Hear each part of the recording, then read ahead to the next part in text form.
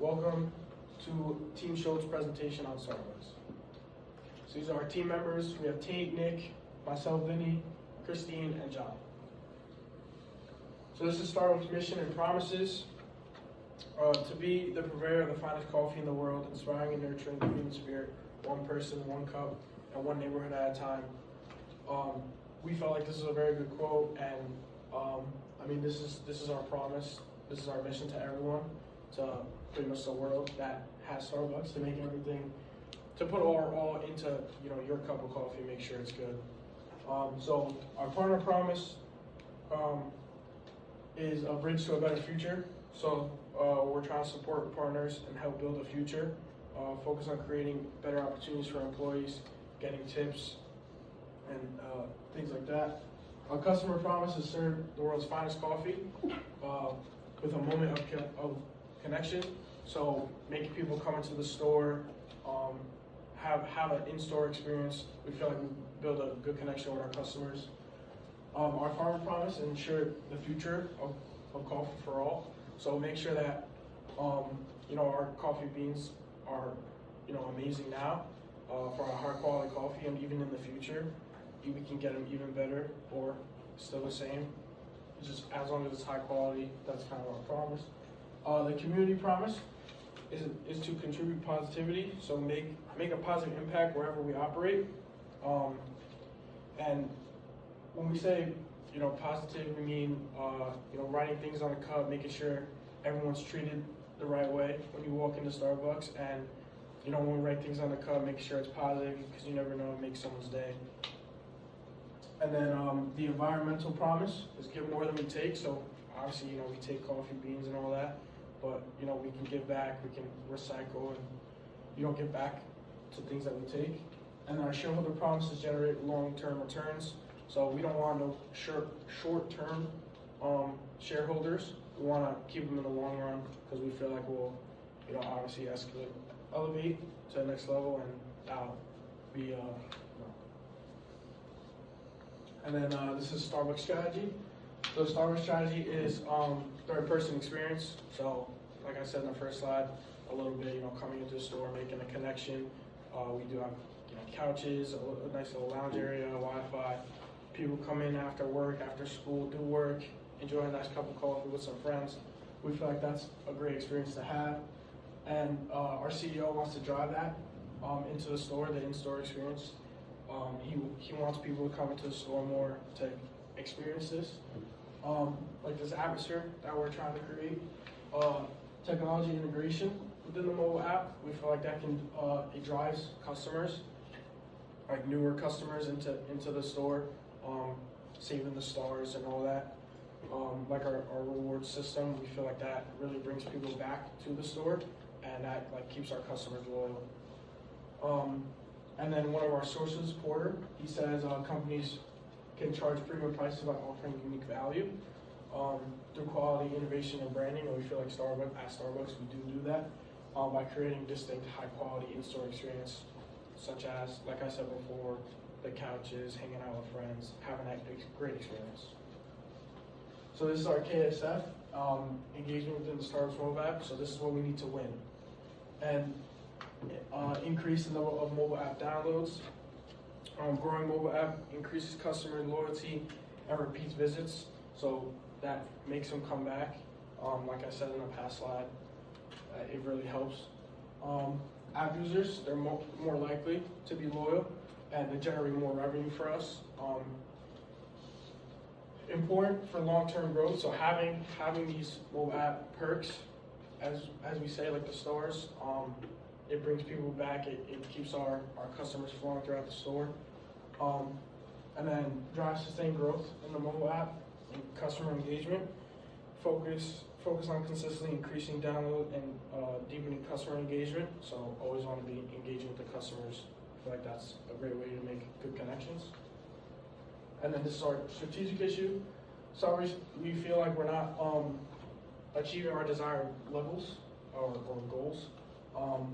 And with the mobile app, we feel like we're not really getting as much people to use it. I feel like people are just going in and ordering coffee, and not really having that experience, or experience also third-person experience, the atmosphere of going in, like I said before. We feel like we're less innovative and less competitive compared to the other mobile apps, such as McDonald's is an example. They had a very good mobile app. They just had a partnership with Monopoly Go, which we thought was really good, and that created revenue for them. And then this is the proof of strategic issue, and we're going to have Nick talk about it. Thank you.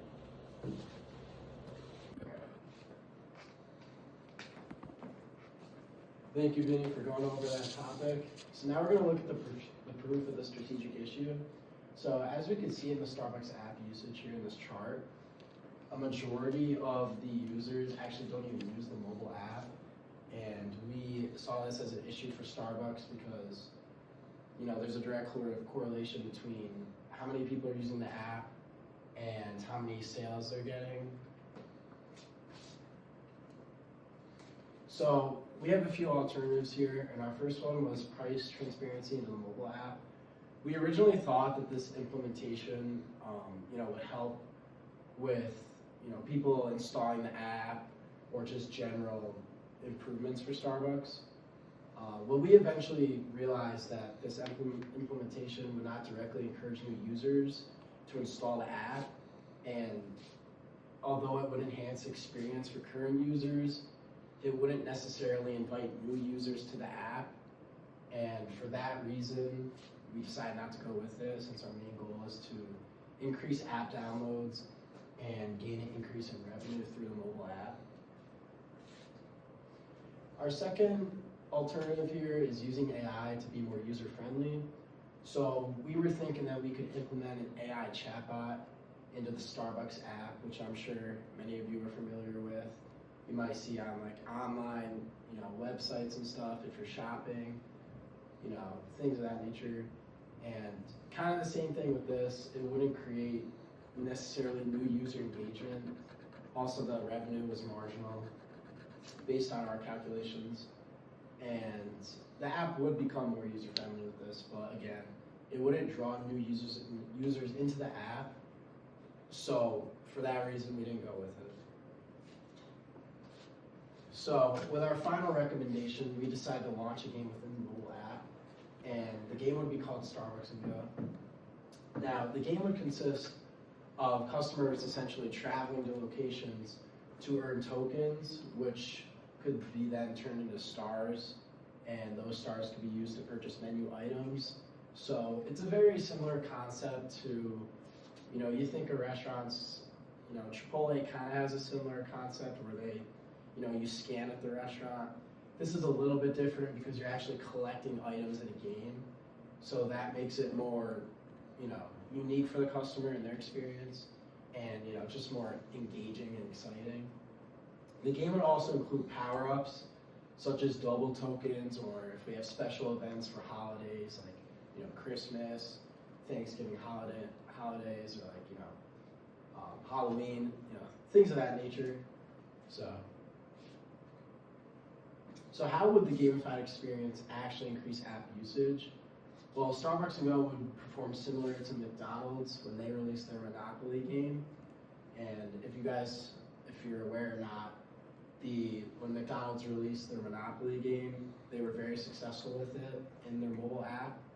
And they did essentially the same approach where you would play in the app. And this was very exciting to customers because you don't really see this. And not only that, but Starbucks could also utilize the third place status, which they're very known for.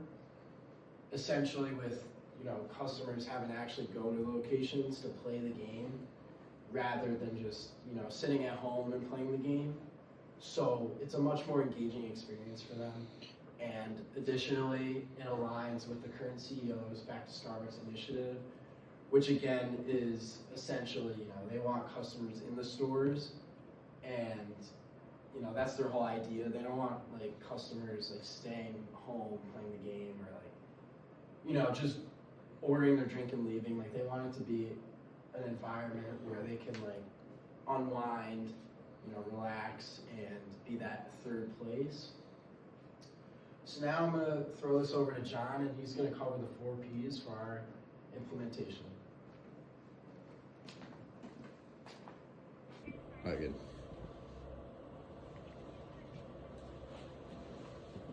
Alright, thank you, Nick, for going over that. So for the product, the game itself involves it's a 3D world map, and we're partnering with Google Maps in order to create the map, but you'll see on the next slide, but it's like a cartoonish map, and it's based on your real life geolocation, which is like what the partnership with Google Maps comes in. It allows us to know where the players actually are. And Starbucks already kind of implements something like that because there is a map that you give your location to, and that tells you where different stores are. We're just turning that into a 3D world. And then the game requires the customers to travel to multiple locations to buy coffee. So what this intends to do is to try to kind of find a middle ground between the Back to Starbucks initiative, where you go inside the store, and to get more mobile app downloads. By doing this, the players will travel to multiple locations, which aren't just the ones that are their own. And when they do that, after they defeat the monsters, using power-ups and whatnot, after they do that, they would get multiple points, like more than they would beforehand. And that's after they defeat the villain, and there's going to be a slide in the future showing you some examples of the villains. And you can also trade stars in to customize your character, in-game character, and get more power-ups. So the stars are obviously like what you trade in for rewards points at Starbucks. For this game, you can gain more stars through the game, but then also use that to like kind of customize and have more fun with the game itself. And this is a picture of the product. You see that's the character there. That's the basic, like typical skin for it. There's a Starbucks there that the character is walking toward. It looks fun. It's like there's cartoons, and that's the real life map, but it's just all cartoonish and fun, which we think that customers will really enjoy. And for the prizes, so you set the hometown Starbucks. You already do something like that already when you sign up for the app. So this is just based on that. So 15 miles away, so once you go to a Starbucks that's 15 miles away from your normal one, that gets you 1.5 times stars, and it's the same number just divided by 10 for 30 and 50 miles. And the farther away they are, the villains are actually more difficult as well. So that means you not only are you getting extra points, but you have to try harder to get them, which will make the game more fun for customers. And these are examples of the villains that we have. I mean, they're coffee themed and everything, and they're kind of fun, but I'm not going to go through each one. But these are the villains that they're going to be. I mean, 1 to 7, that's the strength of them. So as you get to the 50 miles plus, you're going to have to fight someone like the Sleep Titan. But then you'll have to fight the Decaffeinator at your hometown one or a close one to it. So. And for the place visual, so this is going to be exclusively within the Starbucks app. We're just adding a different segment to it, and that's why a lot of the features are used from the app. So this is kind of what we think it will look like in congruence with the app. You see the different icons and stuff like that, but this right here, this is what you'll see on the actual Starbucks app. So that makes it, it'll be a seamless transition to add it. And it'll be available for iPhone users and Samsung. It'll be across platforms for mobile phone and mobile devices. And so we expect that a lot of people will download it. And and to promote it, so we have to promote this so people buy it. We're going to use social media platforms such as Facebook, Instagram, YouTube, and Snapchat. These are really broad in terms of age ranges. So older people generally are more inclined to use Facebook, whereas younger people use Snapchat and TikTok. Facebook and Instagram are owned by the same company, Meta. So that's a lot of age groups use Instagram. So that will help broaden the reach. And YouTube, most age groups use YouTube. And additionally for that, we're going to have in-store promotional materials. We're going to have figures and signs in the store to encourage people to download it. And that'll be very beneficial to actually increase the downloads of the app, and then playing of the game. And we have a quick promotional video of what a commercial will look like. It might take a minute to load. See that? Yeah. mean, that's not the entire commercial, obviously, but that's like gonna be the gameplay aspect of the commercial, and it'll be very beneficial. And yeah, so now it's Tate who's up.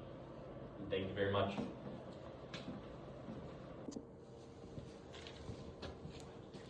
Thank you for the promotional analysis, John.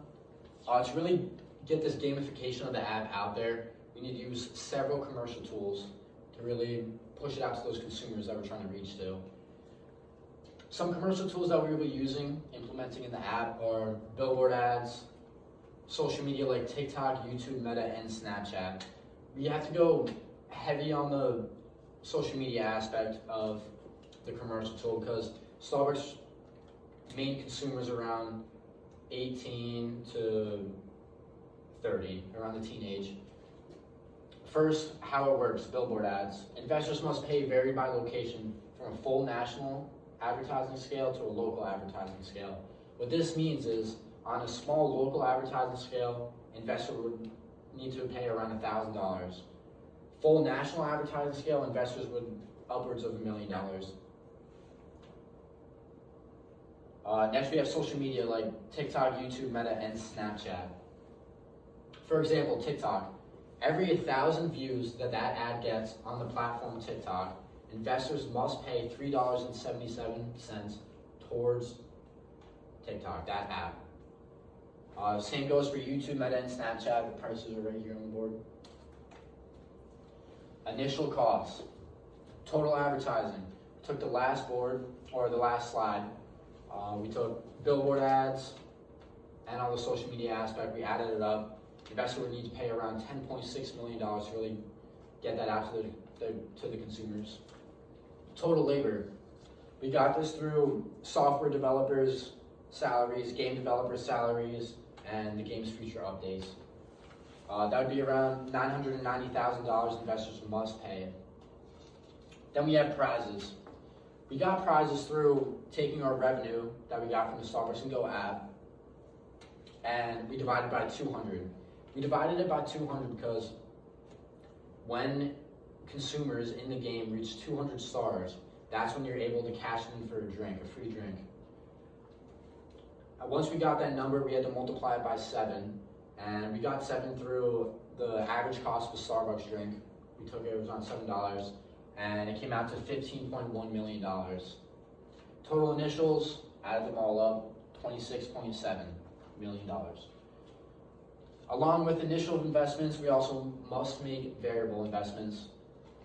The only variable investment we have is Google Maps, the partnership. We got $1 million through other partnerships, other companies' partnerships with Google Maps. Came out to around $1 million. Revenue, cost, and expenses. On the left graph here, we have Starbucks. If they continue to produce what they're doing now with the seasonal drinks, continue coming out with those, not really any new investments or gamification of the app or anything like that. Here in 2020, we have around $16 million in revenue, and it's kind of stagnant through here. 2029, we have around $32 million, while store operating expenses and product distribution costs also increase. On the right side here, we have the same graph, but the only thing is different is we have Starbucks and Go implemented in between 2024 and 2025. When that game is released in between 24 and 25, store operating expenses and product and distribution costs must increase just a little bit for initial investments, stuff like that. But as you can see, with around $15 million in 2020, now in 2029, we have upwards of $35 million in revenue. That's around a $6 million increase from this graph. I'd like to invite Christine up to the board.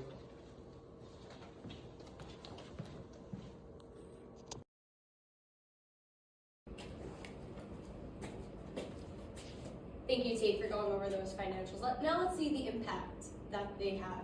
So we expect or anticipate a 3% increase in the growth or mobile app users. So we expect about 700 $14 million in anticipated revenue.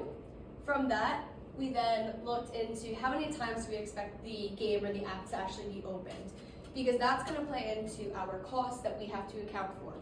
So we expect that the game will be opened about 432 million times, which then allows us to see the cost of our advertising and also our partnership that we have with Google Maps that John mentioned earlier. So with that, we got to our total estimated cost, which is about $28 million.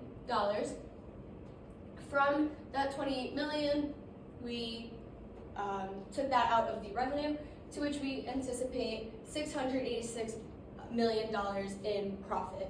So that is great for our company, great increase, and this leads to some very happy people, which are our stakeholders impact. Our stakeholders impact, we start with the customers. The customers are getting a fun and engaging way to experience and gain rewards. This allows them to keep coming back, right? They're gonna be in it to win it, so they're gonna keep buying more when they're in the app. We've seen this multiple times, and with our own data, we see it.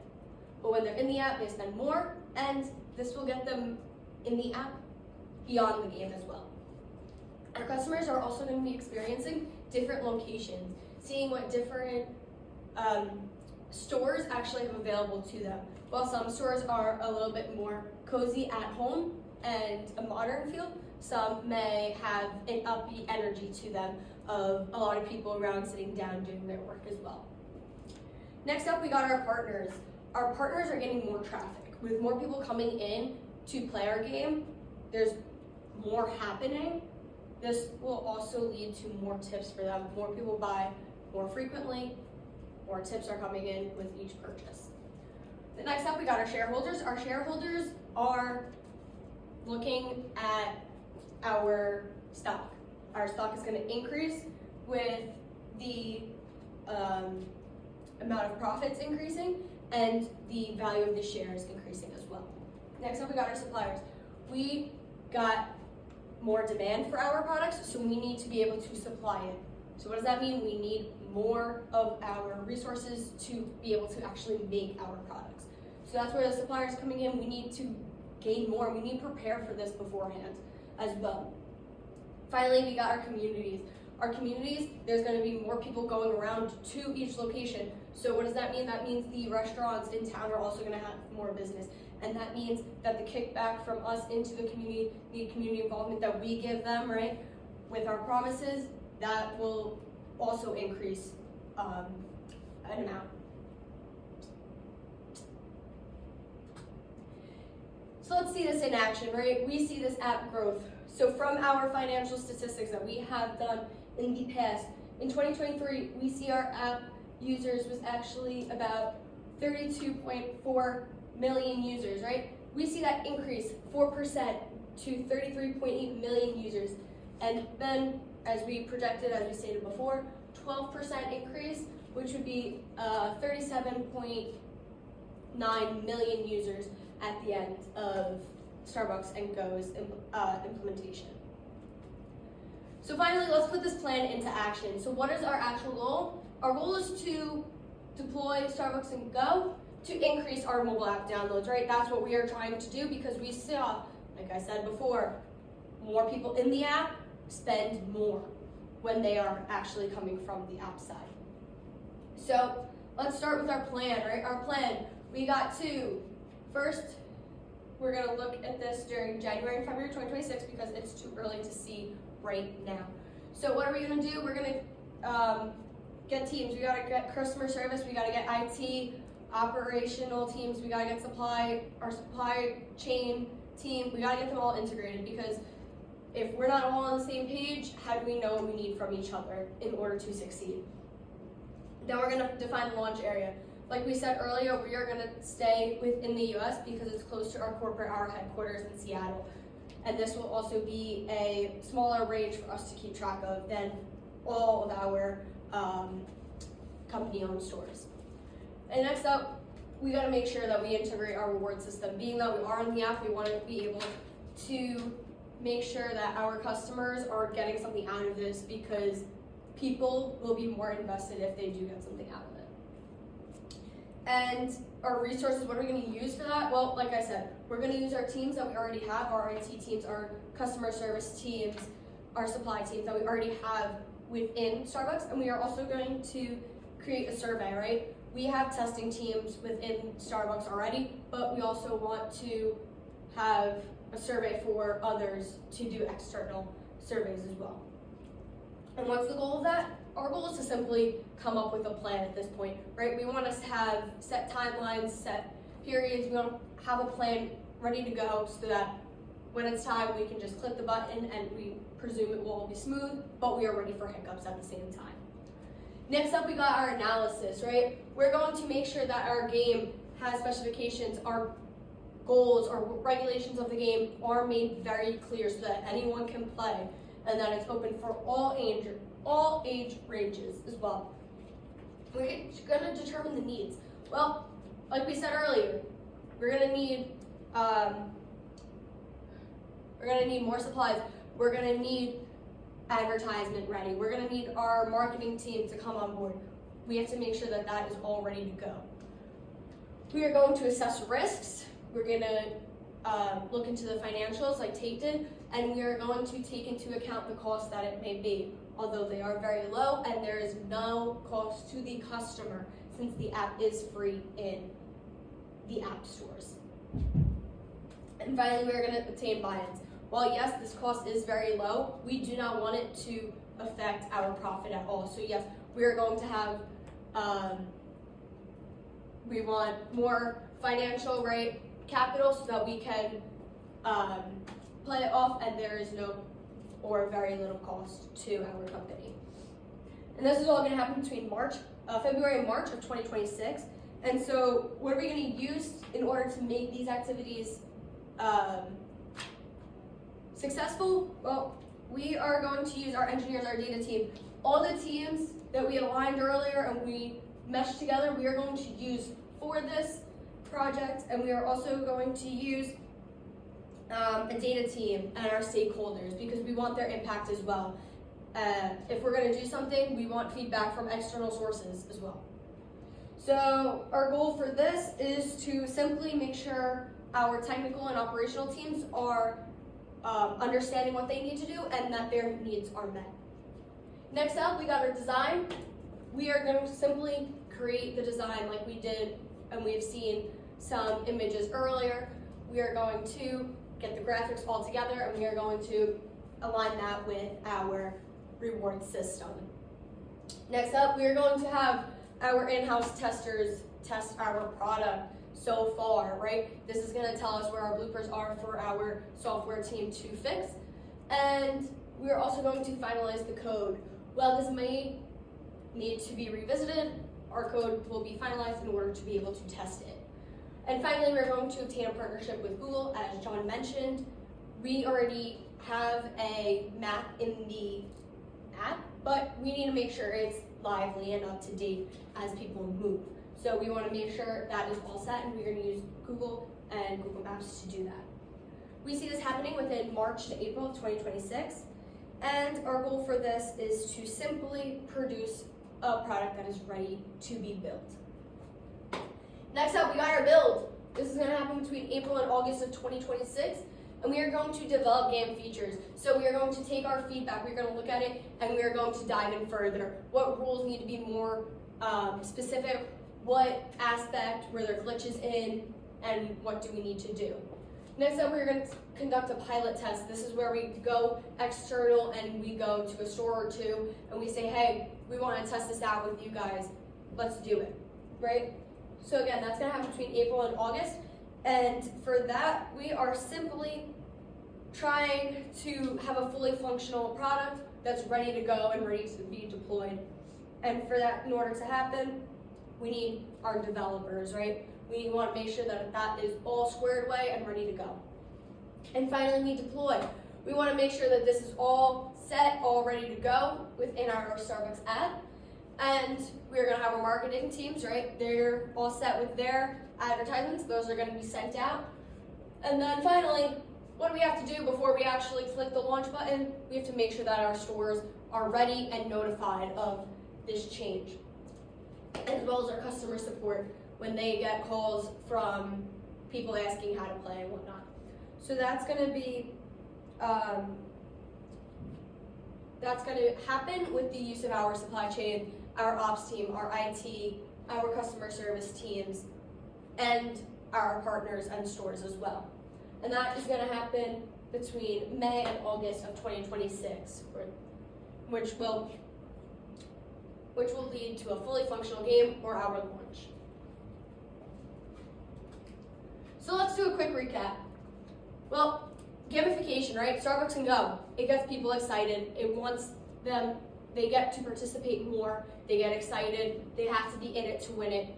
The more they play, the more they get out of it, and the more we see them coming back to Starbucks. It will lead to more app downloads. More app downloads, people will spend more once they are in the app. It's been proven time and time again with statistics.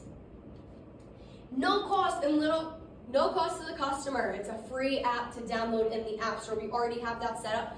That is not changing whatsoever. And it's low cost and a small investment to us already. We already have the teams within Starbucks. All we're doing is having them focus on this project at that point. Overall, it's a revenue generator, right? We saw that with the statistics. Our profit is increasing.